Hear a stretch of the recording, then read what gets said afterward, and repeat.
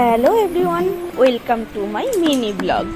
আজকে ছিল জামাই ষষ্ঠী, তো আমরাও রেডি হয়ে চলে এসেছি আমাদের ও বাড়িতে।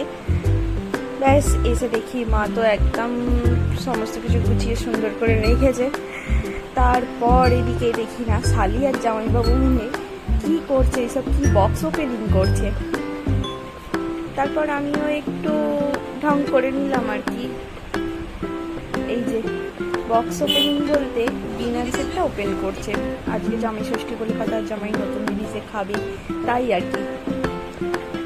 আর আমি আজকে একটু সাজুগুজু করেছিলাম বলে বারবার যেন ভিডিওতে নিজেকে দেখতে খুব ভালো লাগছিল। তারপর চলে এলো ষষ্ঠীর স্পেশাল যেটা ব্রেকফাস্ট হয় সেটা।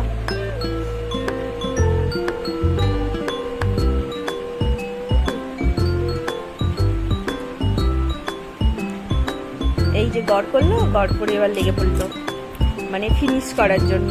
একা তো পারবে না এতগুলো, তাই আমি সাথে আছি, একটু দেখিয়ে দিলাম। আর ডেকোরেশনটা কেমন হয়েছে একটু জানিও কিন্তু।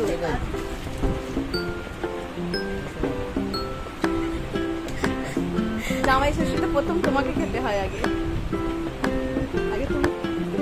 তারপর আমিও যোগ দিয়ে দিলাম আর কি, দেরি না করে। এরপর গরম গরম পাতুরিটা করছিলাম আর দেখছিলাম যে আজকে যেন অতিরিক্ত গরম, আর গরমে আমার স্কিনটা যেন একটু বেশিই গ্লো করছে। তারপর গেলাম ওপরে, গিয়ে দেখি না বাবু ঘুম দিচ্ছেন, খেয়ে দিয়ে এসে একদম ঘুমিয়ে পড়েছেন। ডাকলাম ওঠার জন্য। তারপর দেখো আমার ব্যালকনির ভিউটা। আমার তো খুব ভালো লাগতো আগে এই জায়গাটাতে সময় কাটাতে।